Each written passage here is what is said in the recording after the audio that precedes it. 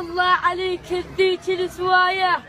لو اندافع الدنيا ولا هذاك الباب الورا وقفت شمس لكن مبوشاية النبي كان يعرفكم عن طمع وياه وتكسرون الضلع هم يعلم بهايه مو بس كان يعلم كان قلبه كبير لحد ما مات ما سمعكم حكايه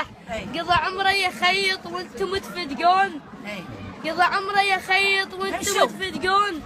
الوصيه بعلي بس ياهو مش برايه علي مكمل كتابه وخاتم الرحمن وكتبكم دمج صارت بيع وشرايه علي مكمل كتابه وخاتم الرحمن وكتبكم دمج صارت بيع وشرايه لو انعد كم قصص كان احترمت الدار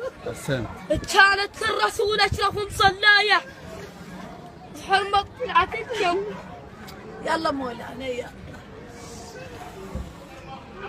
يلا احسنت حبيبي يلا بعد الطويله يلا بعد يلا بعد يلا بعد يلا ميلو يلا تعال حرمت طلعت لكم بزرة الله الصير يلا جد نزل بولا القلب وصلت الزلاية يا عم لا تقول لي شكو ماكو زلم بالبيت لا عم لا الزلم كانت موصاية يطبون على حيدر مقبل ويسيب يجيهم الوصية تقلب هدايا ولو علمتنا ويد فقار يقولوا لك وادم كانت هواية التاريخ المزيف لازم نقاضيه التاريخ المزيف لازم نقاضيه ضمج السوالف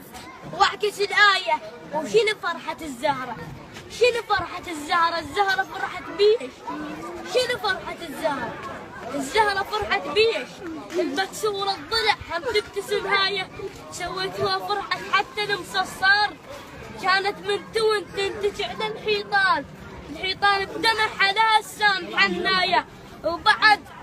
عمرها 18 السنين 18 بس من كثر ما بيض كان المرتضى يسميها المراية وام